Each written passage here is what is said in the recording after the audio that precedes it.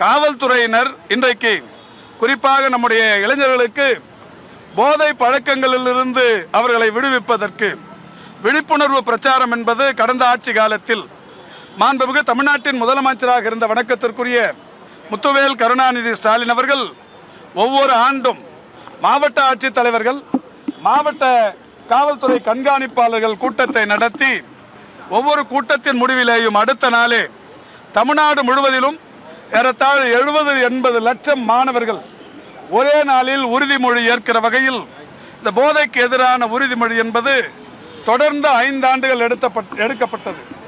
இன்றைக்கு இருக்கிற காவல்துறையின் தலைவர் தான் அன்றைக்கு இந்த போதைக்கு எதிரான நடவடிக்கைகளில் அதிகம் ஈடுபட்டவர்களில் ஒருவர்.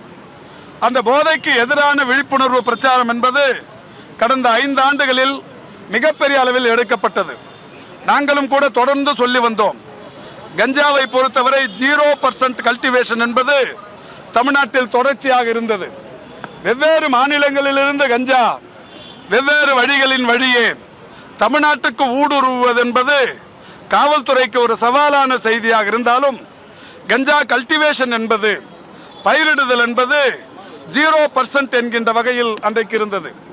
காவல்துறையின் ஏடிஜிபியாக இருந்த பெருமதிப்பிற்குரிய மகேஷ் அவர்கள் நம்முடைய தென்னிந்தியாவின் காவல்துறை தலைவர்கள் மாநாட்டில் கலந்து கொண்டு தமிழ்நாட்டில் கஞ்சாவை பொறுத்தவரை 0% கல்டிவேஷன், ஆனால் பக்கத்தில் இருக்கிற ஆந்திராவில் ஒரு இடத்தில் 6000 ஏக்கரில் கஞ்சா பயிரிடப்பட்டிருக்கிறது என்கின்ற அந்த செய்தியை அந்த அதிகாரிகளிடத்தில் கூட்டத்தில் சொல்லி உடனடியாக அந்த அரசும் கூட பக்கத்தில் இருக்கிற அரசின் உயர் அலுவலர் சொல்லியிருக்கிறார் என்று சொல்லி கோடிக்கணக்கான மதிப்புள்ள அந்த கஞ்சா தோட்டத்தை அழித்தார்கள் என்பது வரலாறு.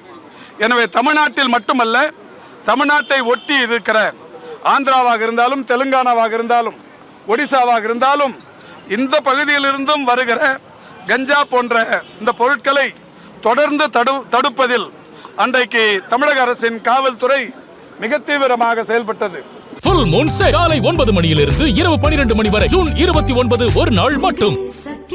அதில் ஈடுபட்டவர்களை காவல்துறையில் குண்டர் தடுப்பு சட்டம் போடுவதோடு மட்டுமல்லாது அவருடைய சொத்துக்களை பறிமுதல் செய்து ஏராளமான வழக்குகளை பதிவு செய்து நூற்றுக்கணக்கான குற்றவாளிகளை இன்றைக்கும் சிறையில் தள்ளி இருக்கிறார்கள். இந்த நிலையில் இந்த அரசு பொறுப்பேற்றதற்கு பிறகு நாங்களும் போதைக்கு எதிரான விழிப்புணர்வு பிரச்சாரத்தை செய்கிறோம் என்கின்ற வகையில் ஒரு விழிப்புணர்வு மாரத்தானை நடத்திய அடுத்த நாளே இன்றைக்கு ஒரு அமைச்சர் உயர் போதை வஸ்துவை இன்றைக்கு பொது வெளியில் வைத்து நசுக்குவது போன்ற ஒரு ரீல்ஸ் வந்திருக்கிறது.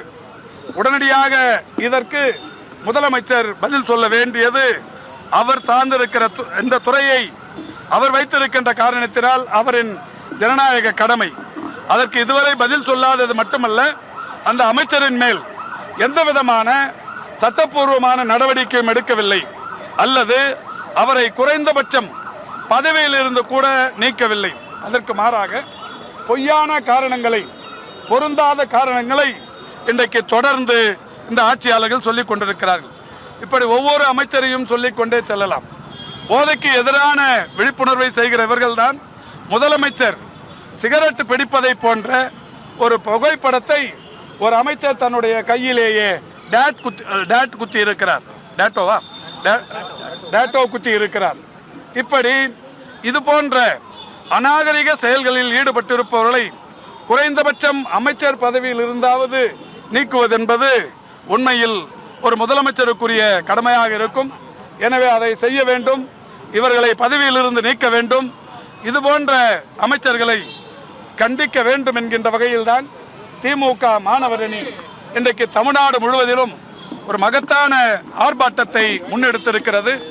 ஆர்ப்பாட்டத்திற்கு உண்மையிலேயே காவல்துறையினரை பொறுத்தவரை கடந்த 5 ஆண்டுகள் இந்த போதை பழக்கங்களிலிருந்து இளைஞர்களை மீட்டெடுப்பதற்கு, போதை வஸ்துக்களை தமிழகத்தில் அதனுடைய நடமாட்டத்தை குறைப்பதற்கு அவருடைய உழைப்பு என்பது உதாசீனப்படுத்தக்கூடிய உழைப்பு அல்ல. மிக அற்புதமாக உழைத்த காவல்துறையினர் இந்த போதை வஸ்துக்களுக்கு எதிராக மிக சிறப்பான நடவடிக்கையில் ஈடுபட்ட காவல்துறையினர் இன்றைக்கு அதற்கான ஒரு ஆர்ப்பாட்டம் என்கிற போது இந்த ஆர்ப்பாட்டத்தை அனுமதித்து 1 மணி நேரம் முழக்கமிட்டு இதற்கான விழிப்புணர்வை ஏற்படுத்தி இளைஞர்கள் பொதுமக்கள் போதைக்கு எதிரான நடவடிக்கைகளிலிருந்து அவர்கள் விடுபட காவல்துறை